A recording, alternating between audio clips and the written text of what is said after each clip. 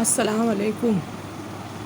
Myself Ansari Safia from Department of Physics, JAT Arts, Science and Commerce College for Women Malegaon. Dear student, today we have to study forced oscillation. Now we know that damped oscillations, when the body oscillates in external resistive medium, the oscillations of body die out due to resistive force of the medium. These oscillations are called damped oscillation. If some external periodic force is constantly applied to a damped harmonic oscillator, it continues to oscillate under the influence of such external force.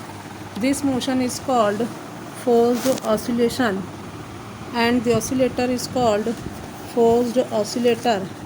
The applied force is called driving frequency. If some external periodic force is constantly applied to a damped harmonic oscillator, it continues to oscillate under the influence of such external force. This motion is called forced oscillation, and the oscillator is called forced oscillator. The applied periodic force is called driving force. In forced oscillations, the angular frequency with which the body oscillates is equal to the driving angular frequency q.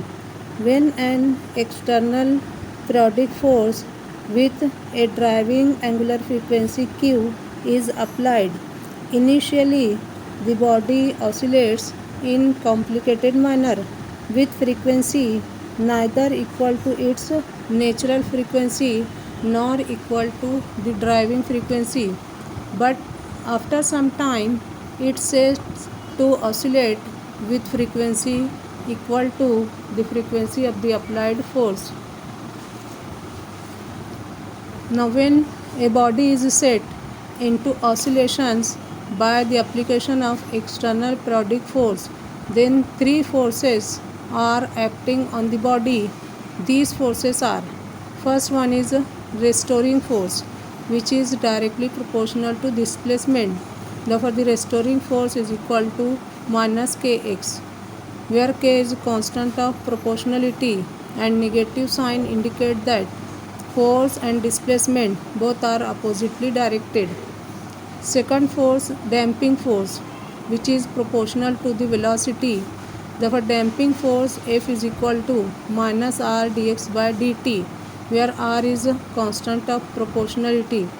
Third, the external periodic force F0 sin qt, where F0 is the amplitude and q is the angular frequency of the applied force. Thus the total force acting on the body is F is equal to minus kx minus r dx by dt plus F0 sin qt. But according to Newton's second law, force F is equal to m d square x by dt square. Now comparing the two equations, we get m d square x by dt square is equal to minus kx minus r dx by dt plus f0 sin qt.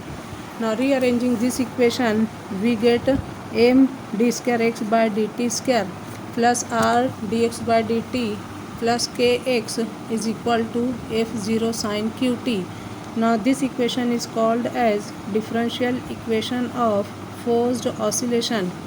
It is second order linear and inhomogeneous differential equation.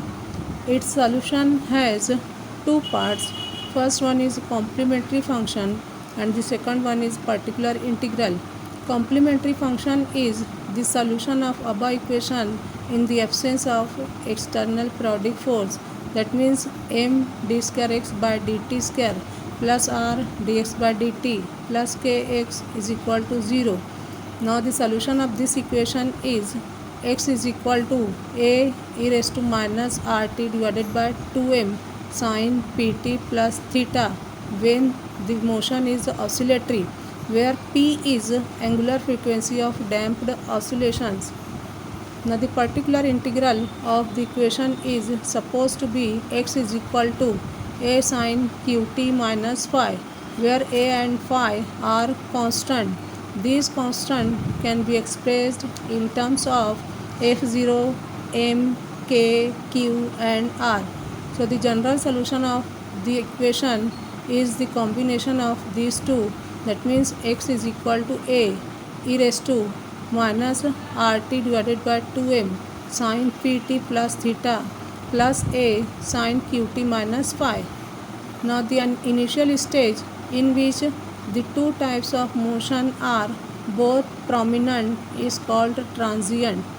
But due to the term e raised to minus rt divided by 2m, the first term in the above equation becomes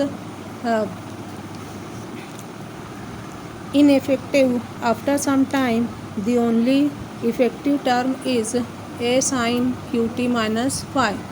When this stage is achieved, we have a steady state of the oscillator.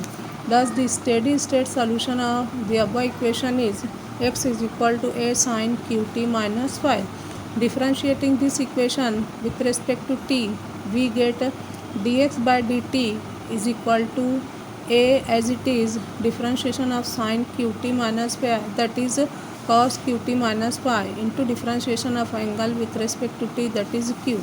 Therefore dx by dt is equal to a q cos qt minus phi.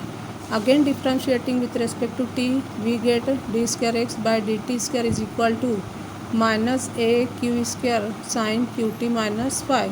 Using x dx by dt and d square x by dt square in first equation, then we get minus ma q square sin qt minus phi plus raq cos qt minus phi plus ka sin qt minus phi is equal to f0 sin qt, or k minus mq square into a sin qt minus phi plus raq cos qt minus phi.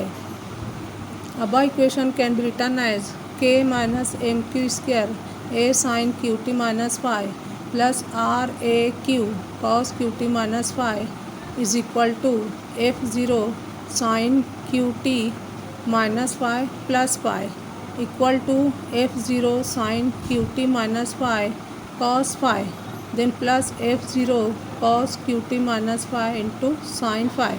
Now comparing the coefficient of sin qt minus phi and cos qt minus phi on both sides of the above equation, then we get k minus mq square into a is equal to f0 cos phi, and coefficient of cos qt minus phi, that is raq, is equal to f0 sin phi.